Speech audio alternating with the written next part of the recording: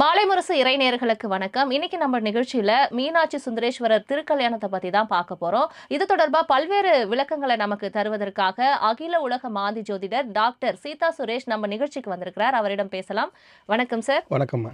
Sir, இந்த சித்திரை மாதத்துல ரொம்ப பிரம்மாண்டமா கிட்டத்தட்ட மதுரை மாவட்டமே ரொம்ப உற்சாகமா கொண்டாடக்கூடிய ஒரு நிகழ்வுனா இந்த மீனாட்சி சுந்தரேஸ்வரர் திருக்கல்யாணம்னு சொல்லலாம். இந்த திருக்கல்யாணத்துக்கு இந்த அளவுக்கு கொண்டாடுறதுக்கான காரணம் என்ன?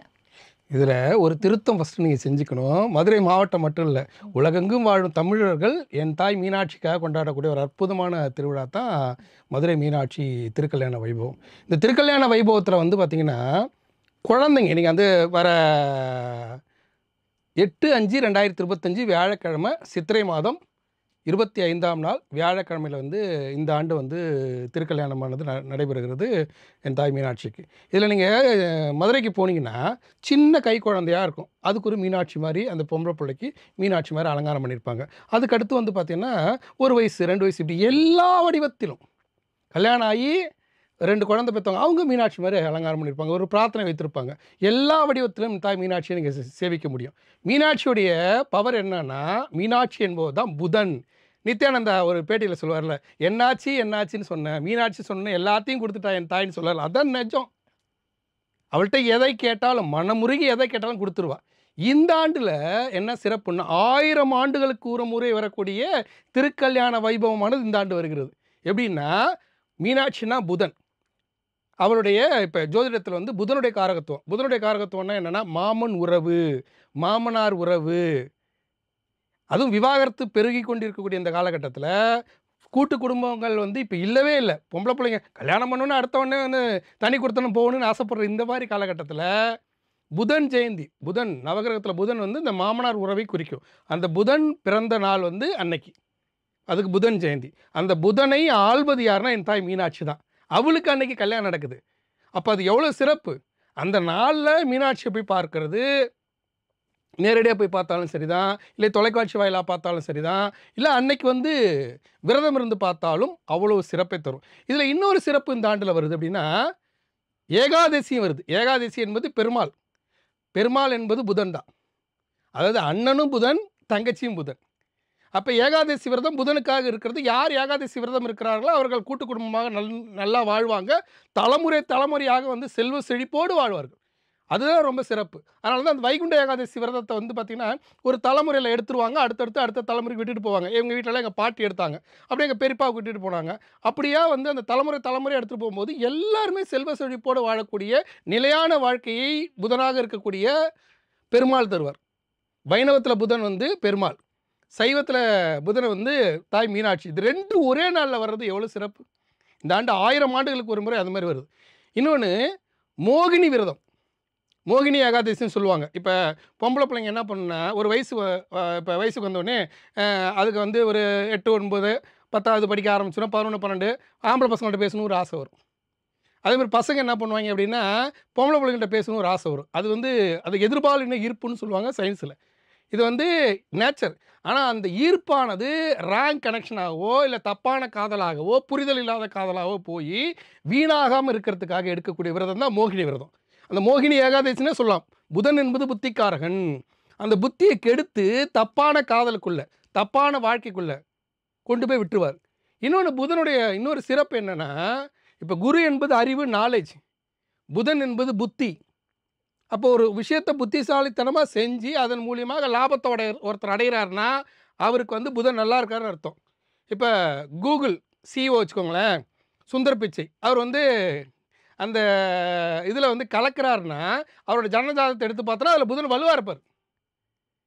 மறைந்த முதல்வர் கலைஞர் ஐயா இருக்காருன்னா அவர் வந்து ஒவ்வொரு விஷயத்துலையும் டைமிங்கில் அடிப்பார், டைமிங் ஜோக்கு, டைமிங்கில் பாயிண்ட்லாம் அடிப்பார். அப்போ புதன் ஷார்ப்பாக இருக்காருன்னு அர்த்தம். அந்த இன்டெலிஜென்ட்டை கொடுக்கறது, புத்திசாலித்தனத்தை கொடுப்பது வந்து புதன். அந்த புதனுடைய நாளாகவே வருது. 1000 ஆண்டுகளுக்கு ஒரு முறை ஏகாதசியாகவும் புதன் வராரு பெருமாள். அதே மாதிரி வந்து புதன் ஜெயந்தியும் வருது. அதே மாதிரி வந்து பார்த்திங்கன்னா மீனாட்சியோட திருக்கல்யாணமும் அதே நாளில் நடக்குது. இப்படி புதனை முழுமையாக, புத்திசாலித்தனத்தை முழுமையாக கொடுக்கக்கூடிய ஒரு அற்புதமான நாள் இந்த ஆண்டு வருது. இது ஒரு சிறப்பு. இன்னொன்று, மீனாட்சி வந்து என்னென்னா தன்னுடைய கணவர் மேலே ரொம்ப பாசம். ஏன்னா பெண்கள் இன்றைக்கி வந்து படிக்கிறாங்க, ஓகே, அதுக்கு தகுந்த மாதிரி வேலைக்கு போகிறாங்க, அதுவும் ஓகே. எத்தனை படித்தாலும் ஒரு தாய்க்கு நீ புள்ளதான். நாட்டுக்கே கலெக்டர் ஆனாலும் தாய்க்கு புள்ள. அதே மாதிரி நீ எவ்வளோ பெரிய ஆளாக இருந்தாலும் கணவனுக்கு நீ மனைவி. வீட்டுக்கு வந்தால் வேலையெல்லாம் வெளியே விட்டுறணும். என்னோடய அந்தஸ்து, நான் பெரிய கலெக்டரு, நான் மந்திரி, நான் ஒரு அலுவலகத்தோட சிஇஓ, நான் வந்து ஒரு அலுவலகத்தில் ஹச்ஆராக இருக்கேன், நிறைய சம்பாதிக்க லட்சமாக, இது எல்லாம் வாசலோடு விட்டுறணும். வீட்டுக்கு வந்தால் அன்பான கணவன், அன்பான மனைவி, அன்பான குழந்தைகள் அப்படின்னு குடும்ப வாழ்க்கைக்குள்ளார வரணும். இதில் வந்து பிள்ளைகள் வந்து தடுமாறுறாங்க. இன்றைக்கி பொம்பளை பிள்ளைங்க தடுமாறுறாங்க. தடுமாறிட்டு நான் வந்து வீட்டு வேலைலாம் செய்ய மாட்டேன் அப்படின்னு எல்லாமே ஆர்டர் போட்டு சாப்பிட்றது. அந்த புத்தியை கெடுத்து விட்டுறாரு புதன். அதையெல்லாம் தெளிவு பெற வைக்கக்கூடிய நாள் தான் அந்த மீனாட்சி திருக்கல்யாண நாள். அது மாதிரி தன்னுடைய கணவர் மேலே அளப்பரிய பாசம். ஏன்னா மீனாட்சி என்ன பண்ணுறாருன்னா, மனித பிறவியாக பிறக்கிறாங்க. அவங்களுக்கு வந்து 3 மார்பகம், பெண்களுக்கு 2 மார்பகம் இருக்கும், அங்கே 3 மார்பகத்தோடு பிறக்கிறாங்க. 3 மார்பகத்தோடு பிறந்துட்டாங்களே, என்னப்பா இப்படி பண்ணிட்டீங்களே, 3 மார்பகத்தோடு பிறந்துட்டாங்களே அப்படின்றாங்க. இல்லை இல்லை, தன்னுடைய கணவரை, தான் கட்டிக்க போகிற ஆளை பார்த்த பிறகு ஒரு மார்பகமானது மறைந்து விடும் அப்படின்னு சொல்கிறாங்க. அதே மாதிரி சிவபெருமானை பார்த்த பிறகு அவங்க மார்பகம் மறைஞ்சு போச்சு. அது வரைக்கும் அப்படியே ராணி மாதிரி அரசாண்டுக்கிட்டு இருந்த மீனாட்சி என்ன பண்ணுறாங்கன்னா, அதுக்கப்புறம் தான் வெக்கமே படுறாங்க. இதை வந்து மீனாட்சி திருவிளையாடல்ன்ற படத்தில் ராதா இந்த கேரக்டர் பண்ணியிருப்பாங்க, விஜயகாந்த் வந்து சிவனாக பண்ணியிருப்பார். நீங்கள் பார்த்தீங்கன்னா புரியும். அப்போ அந்த மாதிரி வந்து ஆளக்கூடியவள், உலகத்தை ஆளக்கூடியவள் தாய் மீனாட்சி. அவளுக்கு பருவம் அடைந்து தன்னுடைய கணவரை தேடும்போது ஒரு மார்பகம் மறைந்து அந்த ஆணவமானது குறைந்து தன்னுடைய கணவரை கரம் பிடிக்கிறா. அவளுக்கு வந்து வெட்கம் வருகிறது, நாணம் வருகிறது. அதுக்கப்புறம் கணவர்கிட்ட வந்து ஒரு அன்பான மனைவியாக நடந்துக்கிறான். இன்றைக்கி பிள்ளைங்களுக்கு தேவை என்னென்னா, படிச்சுட்டோம், வேலைக்கு போகிறோம், நல்லா சம்பாதிக்கிறோம், இது எல்லாம் வாழ்க்கைக்கு தான். வாழ்க்கையை தொலைச்சிட்டு அந்த வருமானம் வாங்கி அந்த வேலைக்கு போய் அந்த கௌரவம் இருந்து அந்த படிப்பு இருந்து என்ன பிரயோஜனம்? அப்போ இந்த அறிவை கொடுக்கக்கூடிய நாள் தான் இந்த ஆண்டு மீனாட்சி திருக்கல்யாண நாள். அப்படி ஒரு அற்புதத்தை நிகழ்த்தி காட்டவர் தான் என் தாய் மீனாட்சி.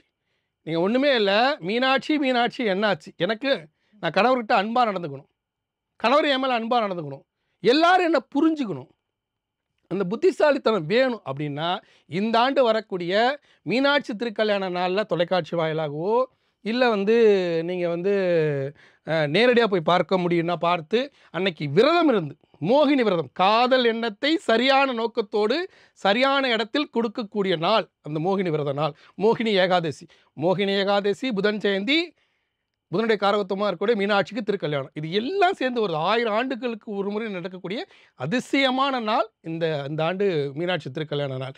அதில் போய் பாருங்கள், மீனாட்சி மனசார பிரார்த்தனை பண்ணிக்கோங்க, மீனாட்சியுடைய காலடியில் சரணாகதி அடைங்க.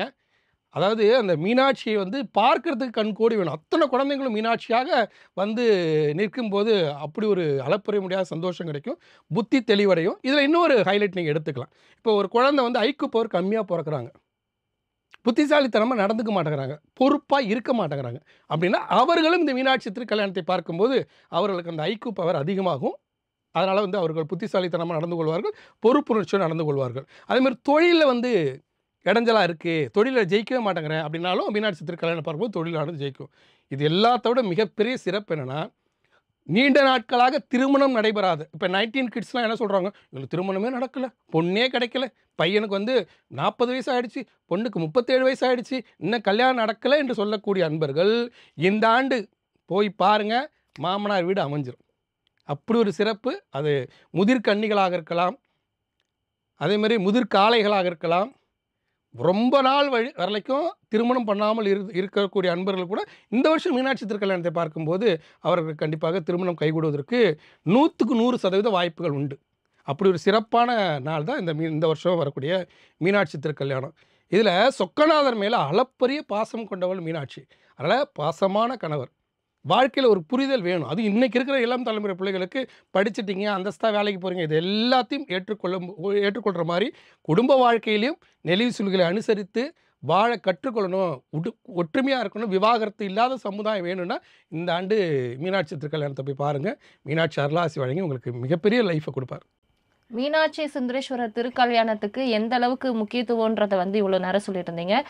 முன்னாடியே சொல்லியிருந்தீங்க, மற்ற ஆண்டுகளை விட இந்த ஆண்டுகள் வந்து ரொம்ப சிறப்பான ஒரு நாள் அப்படின்ற மாதிரி சொல்லியிருந்தீங்க. அதற்கான காரணம் என்ன?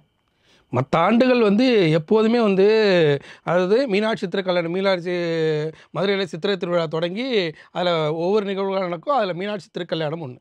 அதில் வந்து மற்ற ஆண்டுகள் வந்து மீனாட்சி திருக்கல்யாணம் மட்டும்தான் இருக்கும். இந்த ஆண்டு புதன் ஜெயந்தி, மோகினி ஏகாதசி. ஏகாதசிங்கிறது புதன், விஷ்ணு பெருமான் தான் புதன். அவர் தான் காக்கும் கடவுள், அவர் தான் புத்திகாரகன். அதே போல் வந்து பார்த்திங்கன்னா புதனுடைய ஜெயந்தியும் வருது. அதில் வரக்கூடிய மீனாட்சி திருக்கல்யாணம். ஏன்னா கூட்டு குடும்ப வாழ்க்கை கசந்து போச்சு பல பேருக்கு. வெளிநாட்டுக்காரன் நம்ம கூட்டு குடும்ப வாழ்க்கைக்குள்ளார வரணும்னு நினைக்கிறான், நம்ம கலாச்சாரத்துக்குள்ளார வரணும்னு நினைக்கிறான். நாம் வந்து அந்த கலாச்சாரத்தை உடச்சிட்டு இன்றைக்கி ஒரு சில பேரை கேட்டால் நான் சிங்கிள் பேரண்ட்டு சொல்கிறதுல பெருமை. சிங்கிள் பேரண்ட்டு சொல்கிறதுல உனக்கு என்ன பெருமை? சரி ரைட்டு, இப்போ கணவனை விட்டு பிரிஞ்சு உன் பையனை வந்து நீ சிங்கிள் பேரண்டாக வளர்க்குற, நாளைக்கு அவனை உருகி உருகி வளர்க்குற, அவனுக்காக வாழ்கிற, அவனுக்காக சம்பாதிக்கிற, ஓடுற ஒடியார எல்லாம் பண்ணுற. நாளைக்கு அவனும் ஒரு பொண்ணை கல்யாணம் பண்ணிப்பான், அவனுக்கு இந்த கர்மா வேலை செஞ்சு அவனும் விவாகரத்து பெற்று அவஸ்தைப்பட்டான். கணவன் மனைவியாக வாழ முடியாமல் மனைவி குழந்தைகளை பிரிந்து அவஸ்தைப்பட்டானா அதுக்கு காரணம் நீயாக தான் இருப்ப. அப்போ மேக்சிமம் ஃபஸ்ட்டு தேர்ந்தெடுக்கும் போதே தன்னோட மனநிலைக்கு தகுந்த மாதிரி தேர்ந்தெடுக்கக்கூடிய புத்தியை தரக்கூடியது இந்த மீனாட்சி திருக்கல்யாணம். இந்த வருஷம் ஃபஸ்ட்டு தேர்ந்தெடுக்கும் போதே எதையாவது ஒன்று தேர்ந்தெடுத்துறது, அப்படியே குருட்டுத்தனமாக வந்து ஒரு முடிவுக்கு வந்துடுறது. தேர்ந்தெடுக்கும் போதே, கணவனை தேர்ந்தெடுக்கும் போதே எனக்கு பிடித்த கணவன், என்னுடைய மனநிலைக்கு ஒத்து போகிற கணவன் தேர்ந்தெடுக்கணும். அதேமாரி தேர்ந்தெடுத்த பிறகு அதில் நிலைச்சி வாழணும். அந்த நிலைப்புத்தன்மையான வாழ்க்கையை, விவாகரத்து இல்லாத சமுதாயத்தை உருவாக்கக்கூடிய ஒரு அற்புதமான திருநாள் தான் இந்த வருஷம் வரக்கூடிய மீனாட்சி திருக்கல்யாண நாள். அந்த மீனாட்சி திருக்கல்யாணத்தை இந்த வருஷம் பார்க்குறவங்களுக்கு விவாகரத்து இல்லாமல் நிலையாக வாழ்வார்கள். கணவன் மனைவியாக வாழணும், கடைசி வரைக்கும் ஒற்றுமையாக வாழணும். அதுதான் வாழ்க்கை. அந்த வாழ்க்கையை கொடுக்கக்கூடிய நாள் தான் இந்த வருஷம் மீனாட்சி திருக்கல்யாண நாள். நீங்க சொல்லியிருந்தீங்க, திருமணம் ஆகாதவர்கள் கூட இந்த மீனாட்சி திருக்கல்யாணத்தை பார்க்கும்போது இந்த வருஷம் கண்டிப்பா அவங்களுக்கு திருமண பாக்கியம் கிடைக்கும் அப்படின்ட்டு. மேற்கொண்டு அவங்க என்னென்ன பரிகாரங்கள்லாம் வந்து திருமணம் ஆவாதங்கள் வந்து இந்த மீனாட்சி திருக்கல்யாண நாள் அன்னைக்கு செய்யலாம்? மீனாட்சி திருக்கல்யாணத்தை பொறுத்த வரைக்கும் மீனாட்சி திருக்கல்யாணம் போய் பாருங்கள். பார்த்துட்டு ஒரு முறை என்ன மதுரை வந்து திருப்பரங்குன்றம் முருகப்பெருமான் தேவயானை மணமுடித்த ஸ்தலம். அந்த திருப்பரங்குன்றத்தில் போய் முருகப்பெருமானுக்கு அர்ச்சனை பண்ணிவிட்டு அங்கேருந்து வெளியே வந்தீங்கன்னா திருப்பரங்குன்றம் ஆர்ச் ஒன்று இருக்கும். அந்த ஆர்ச்சில் வந்து கல்யாண விநாயகர்னு ஒருத்தர் இருப்பார். கொஞ்சம் காலத்துக்கு முன்னாடி வந்து விநாயகர் பால் குடிச்சார்னு ஒரு கதை இருந்துச்சு இல்லையா, அதுதான் அந்த விநாயகர். அந்த விநாயகருக்கு ஒரு அர்ச்சனை பண்ணிட்டு வந்திருக்கேன். கண்டிப்பாக திருமணம் கைகூடி விடும். 100க்கு 100% திருமணமே நடக்காது, என் பிள்ளைக்கு வந்து திருமண வாழ்க்கையே இல்லையா அப்படின்னு புலம்பிக் கொண்டு இருக்கிற எத்தனையோ பெற்றோரை நம்ம பார்க்குறோம். இந்த ஆண்டு ஒரு பொற்காலம். எப்படின்னா மீனாட்சி திருக்கல்யாணத்தை பார்த்துட்டு திருப்பரங்குன்றம் போய் முருகப்பெருமானுக்கு ஒரு அர்ச்சனை, வரும்போது ஆர்ச்சில் வந்து கல்யாண விநாயகருக்கு ஒரு அர்ச்சனை, அதை செஞ்சுட்டு வந்திருக்க கண்டிப்பாக திருமணம் கைகூடி தம்பதி சமேதராக அடுத்த ஆண்டு குழந்தையோட மீனாட்சி திருக்கல்யாணத்தை பார்க்கலாம். அதே மாதிரி இந்த மீனாட்சி திருக்கல்யாணத்தில் வந்து ஒரு சிலர் வந்து எங்கள் பரம்பரையில் பெண் குழந்தையே இல்லை, பெண் குழந்தை என்பதும் இருக்கணும், ஆண் குழந்தை என்பது இருக்கணும்.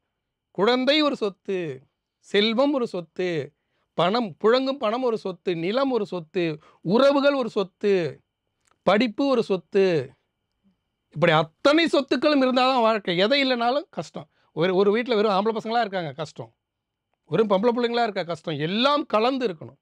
அப்போ பெண் குழந்தை வேண்டும் என்று ஆசைப்படக்கூடிய அன்பர்கள் இந்த மீனாட்சி திருக்கல்யாணத்தில் போய் பிரார்த்தனை பண்ணிட்டு, எனக்கு பெண் குழந்தை மீனாட்சி நீயே வந்து குழந்தையாக பிறந்தா நான் அவளுக்கு மீனாட்சியை அலங்காரம் பண்ணி நான் சித்திரை திருவிழாவில் உன்னை வந்து வணங்க வைக்கிறேன் அப்படின்னு பிரார்த்தனை செய்து கொண்டா வந்தால் கண்டிப்பாக மீனாட்சியே வந்து குழந்தையாக பிறப்பா. அதை வந்து அதுக்கப்புறம் வந்து நீங்கள் அதே பெண் குழந்தைக்கு மீனாட்சியை அலங்காரம் பண்ணி நம்ம வந்து மீனாட்சியை வணங்க வைக்கலாம். அப்படி ஒரு அற்புதமான நாள் தான் அந்த மீனாட்சி திருக்கல்யாண நாள். ஒவ்வொரு வருஷமும் இந்த மீனாட்சி சுந்தரேஸ்வரர் திருக்கல்யாணம் வந்து ரொம்பவே பிரம்மாண்டமா கொண்டாடப்பட்டு வருது. குறிப்பா திருக்கல்யாணம் முடிஞ்ச உடனே அங்க இருக்கிற பெண்கள்லாம் வந்து அவங்களோட தாலியை பிரிச்சு கோக்குற அந்த சம்பிரதாயத்தை நம்ம வருஷம் பார்த்துட்டு வரோம். அது எதுக்காக பண்றாங்க, அது பண்றதுனால ஏற்படக்கூடிய நன்மைகள் என்ன அப்படின்றது? பொதுவாகவே இந்த தாலி பிரித்து கோப்பது என்பது வந்து பார்த்திங்கன்னா புருஷனுடைய ஆயுளை நீட்டிப்பதற்காக நடக்கக்கூடிய சடங்கு. அதில் வந்து ஒரு முறை வந்து இப்போ தாலியை பிரித்து கோக்குறாங்கன்னாவே அவங்களுக்கு வந்து அந்த தோஷமானது விலகிடும் அப்படின்ற ஒரு நம்பிக்கை உண்டு. இதில் மீனாட்சியோட திருக்கல்யாணத்தை பார்த்த பிறகு அது வரைக்கும் கயிறு போட்டிருப்பாங்க, அந்த கயிறு அழுக்காக இருக்கும். இன்னொன்று வந்து பார்த்திங்கன்னா திருமணமான புது பெண்கள் வந்து தாலி பிரித்து கோர்க்கறதுக்கான சடங்கை வீட்டில் கூட வச்சுக்காமல் மீனாட்சி திருக்கல்யாணத்தில் வச்சுப்பாங்க. தாலி பிரித்து கோர்ப்பது என்பது வந்து பார்த்திங்கன்னா, நம்ம வந்து இப்போ தாலி கட்டுறோம் இல்லையா, கட்டும்போது வந்து வெறும் மஞ்சள் கயிறுல கட்டியிருப்போம். அந்த மஞ்சள் கயிறில கட்டிட்டு அதுக்கப்புறம் வந்து செயினில் போட்டுக்கிறது இருக்குது. அந்த கயிறு மொத்தமாகவே நூலாக இருக்கும். அதை வந்து கயிறில் தாலி கயிறாக மாட்டிக்கொள்ளும் ஒரு சடங்கு நம்ம இந்து முறையில் உண்டு. அதுவும் நம்ம தமிழ் முறையில் அது கட்டாயமாக நம்ம நடைமுறையில் இருக்குது. அது ஒரு சிலர் வந்து கீப் அப் பண்ணாமல் கூட இருந்திருப்பாங்க. அவங்க மட்டும் தாலி கட்டிருப்பாங்க, குடும்பம் பண்ணியிருப்பாங்க. அதை வந்து மீனாட்சி திருக்கல்யாணத்தை பார்த்துட்டு அந்த தாலியை பிரித்து அந்த கயிறை மாற்றி வேறு கட்டிக்கும்போது அவங்களோட ஆயுள், அவங்க கணவரோட ஆயுள் நீடிக்கும், அவங்க சந்தோஷமாக வாழ்வார்கள் என்பது ஒரு மிக ஆதி காலத்திலிருந்து இருக்கக்கூடிய மிக உன்னதமான நடைமுறை. அதை வந்து இன்னமும் வந்து பெண்கள் கீப் அப் பண்ணுறாங்க மீனாட்சி திருக்கல்யாணத்தை பார்த்துட்டு. அது வந்து ரொம்ப வரவேற்கத்தக்க ஒரு விஷயம். ஏன்னா பொதுவாகவே நம்ம இந்து மதத்தில் வந்து ஒருத்தருக்கு இப்போ கணவருக்கு உடம்பு சரியில்லைன்னா வந்து என்ன பண்ணுவாங்கன்னா, அந்த தாலியை கழட்டியே உண்டியலில் போட்டுருவாங்க. தாலியே போடாமல் வாழ்வாங்க, பிரார்த்தனை பண்ணிப்பாங்க. என் கணவரை மீட்டு கொடு, நான் தாலியே போட மாட்டேன் அப்படின்னு பிரார்த்தனை பண்ணுற நடைமுறைலாம் இருக்குது. மாரியம்மனுக்கு இது மாதிரிலாம் இருக்குது. சமயபுரத்தில் நிறைய அது மாதிரி தாலியை கழட்டி போட்டுருவாங்க.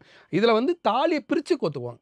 மீனாட்சி திருக்கல்யாணத்தில் என்ன வித்தியாசம்னா, அவங்களுடைய அந்த தாலியை பிரித்து கோத்துக்கிறதுங்கிறது ஒரு நடைமுறை இருக்குது. அதன் மூலியமாக கணவருக்கு ஆயுள் நீட்டிக்குது. அவங்களுடைய தாம்பத்திய வாழ்க்கை, கணவன் மனைவி ஒற்றுமையானது மிக சிறப்பாக இருக்குது. எப்படி மீனாட்சியும் சொக்கநாதரும் பிரியாமல் அவங்க எவ்வளோ அந்யோன்யமாக வந்து வாழ்கிறாங்களோ, அதேமாரி நம்மளும் வாழ்வோம் அப்படிங்கிற அந்த நம்பிக்கையால் அவங்க தாலி பிரித்து கோக்குறாங்க. உலகம் முழுக்க உள்ள தமிழர்கள் ரொம்ப பிரம்மாண்டமே கொண்டாடக்கூடிய இந்த மீனாட்சி சுந்தரேஸ்வரர் திருக்கல்யாணத்தை பத்தி பல்வேறு தகவலை சொல்லியிருந்தீங்க. மீண்டும் இன்னொரு நிகழ்ச்சியில் சந்திக்கலாம். வணக்கம் சார். வணக்கம்.